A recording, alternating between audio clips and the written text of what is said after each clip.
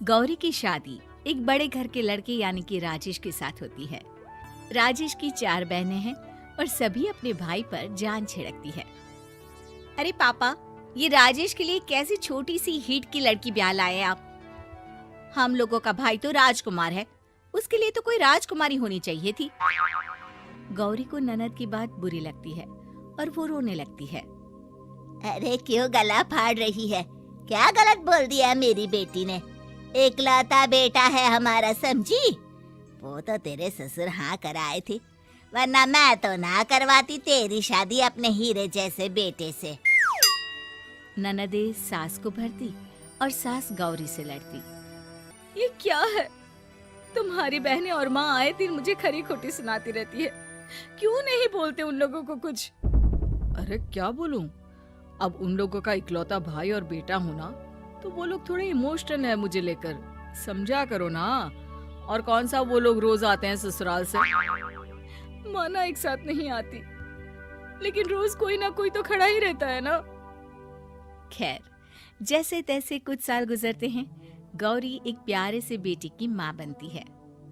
सुनिए, हर बात पर ससुर जी से पैसा मांगना ठीक नहीं लगता। आप कोई काम क्यों नहीं करते हैं? काम तो मैंने कभी किया ही नहीं गौरी। पापा के पास इतना पैसा है कि मुझे जरूरत ही नहीं पड़ी। लेकिन कहते हैं ना, हर दिन एक सा नहीं होता। गौरी के ससुर की मृत्यु हो जाती है और घर में गरीबी छा जाती है। गौरी ननद को फोन करती है।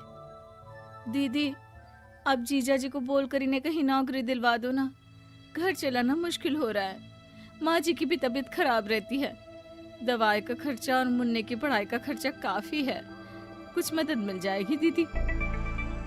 देखो गौरी, तुम तो जानती हो मेरे खुद के 3 बच्चे हैं, तो ये मत सोचना कि बात घुमा कर बोलोगी तो मैं कुछ मदद कर दूंगी। अब पति तुम्हारा है, सास तुम्हारी है, तो करना तो तुमको ही है ना। हम भी तो निभा रहे हैं। खैर, बोल दूंगी इनको।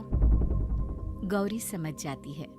वो दूसरी ननद को फोन करती है, लेकिन वहाँ से भी उसे कुछ ऐसा ही जवाब मिलता है। अरे भाभी, हमारा भाई कैसे काम करेगा? वो तो राजकुमार है। बस आप जरा माँ का ख्याल रखो, उन्हें कोई तकलीफ मत होने देना। बाकी करते हैं बात आराम से। गौरी के सामने संकट आ जाता है कि वो कैसे अपना परिवार चलाए। ना पति काम करना चाहता है और ना ननदे मदद। फिर एक रोज गौरी की सहेली कहती है, गौरी, मैं ना एक फैक्ट्री में काम करती हूँ, तुम्हारी परेशानी समझ सकती हूँ। क्यों नहीं तुम भी मेरे साथ वहाँ काम करती?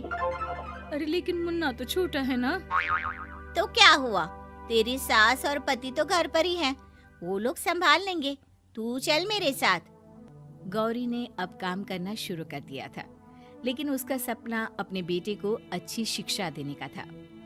गौरी अपने भाई से कहती है, भाई, आपके बच्चे जिस स्कूल में पढ़ते हैं उस पर मेरे गौरव का भी एडमिशन हो सकता है क्या? अरे कैसे बात कर रही है गौरी? जितना तू कमाती है उतने में तो तेरा घर भी नहीं चलता। तू कहाँ इतने महंगे स्कूल का सपना देख रही है?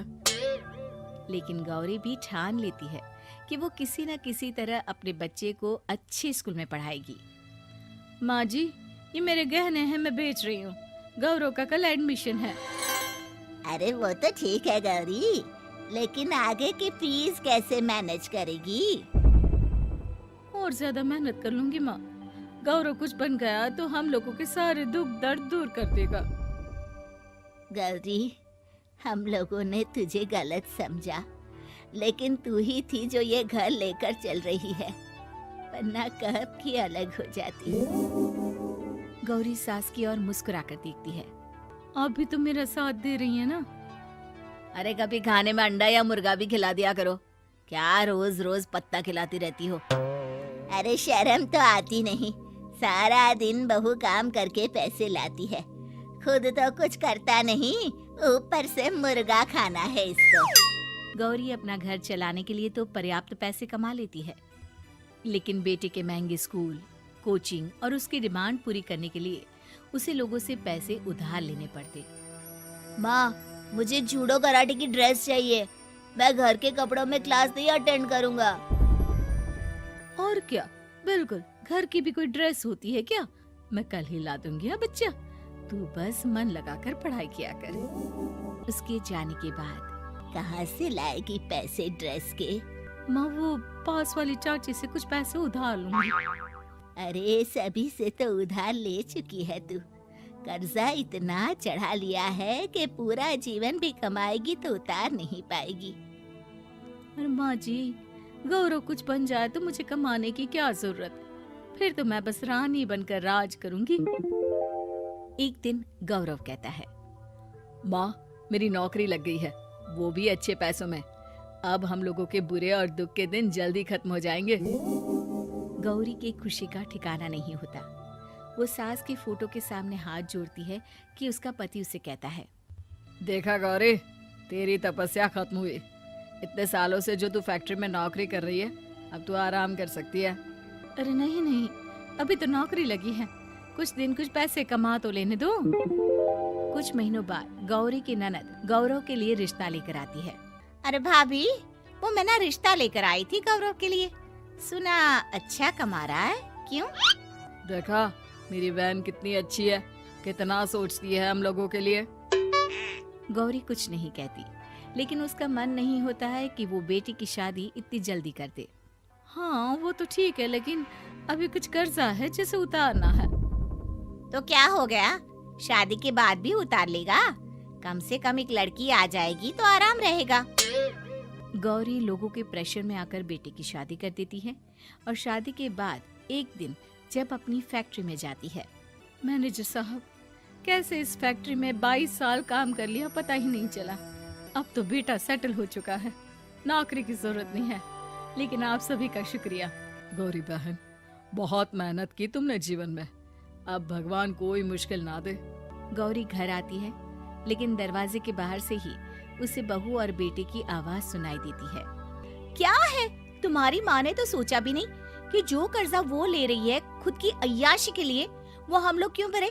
उनका कर्जा है वो देखे। हाँ लेकिन क्या करूं, माँ को छोड़कर रह भी तो नहीं सकता ना। अरे रह नहीं सकते तो क्या करोगे? पूरी जिंदगी उनका कर्जा चुकाते रहोगे? कल को हमारी भी फैमिली बढ़ेगी, कैसे मैनेज करेंगे?